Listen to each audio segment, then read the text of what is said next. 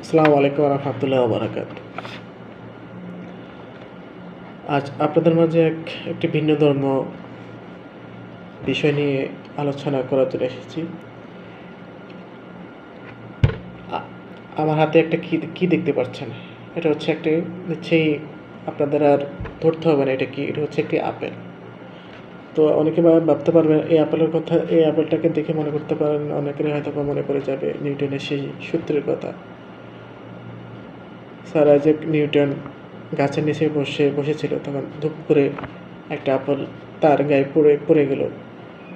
তখন থেকে সে একটি সূত্র, বল প্রয়োগের একটি সূত্র আবিষ্কার, গতি নির্ণয়ের একটি আবিষ্কার, গতি নির্ণয়ের একটি সূত্র আবিষ্কার করে ফেলছে। তো আমি আজকে সেই বিষয়ে কথা বলবো না। আমি আজকে যেহেতু আপনারা আমার হাতে একটা আপেল দেখতে পাচ্ছেন, তো আমি এই আপেল নিয়েই কথা বলবো। আপনারা দেখতে পাচ্ছেন আমি এই আপেলটা আজ থেকে প্রায় 20-25 দিন আগে কেটেছি। দেখেন এই আপেলটি কিন্তু এখনও ফ্রেশ রয়েছে। আপেলটি এখনও ফ্রেশ রয়েছে। দেখেন এই আপেলটি এখনও কিন্তু নষ্ট হয়নি। এই পুরো সাইডটা দেখেন, এই পাশ এবং কাটা আছে, আমি কিন্তু এইভাবে রেখে দিয়েছিলাম। চিন্তা করুন, আমাদের যে কোনো একটা ফল কিন্তু এতদিন পর্যন্ত এরকম ফ্রেশ থাকার কথা না। তার মানে আমরা এই আপেলের মধ্যে নিচ্ছি কেমিক্যালে ভরা।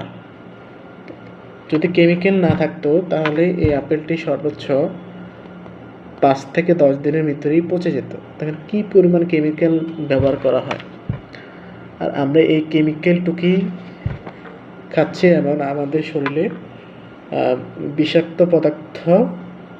বিষাক্ত পদার্থ যাচ্ছে, যা আমাদের প্রতিনিয়ত আমাদের মৃত্যুর মুখের দিকে ঠেলে দিচ্ছে।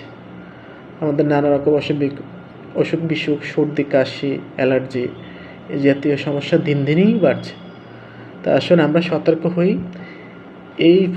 এই ফলগুলা খাওয়ার আগে অবশ্যই পানিতে মিনিমাম আধা ঘন্টা ভিজিয়ে রাখার ফলে দেখা যাবে যে এর থেকে যে পয়জনটা, এর ভিতরে যে পয়জনটা রয়েছে সে পয়জনটা বের হয়ে যাবে। আশা করি সবাই বুঝতে পারছেন। ধন্যবাদ সবাইকে।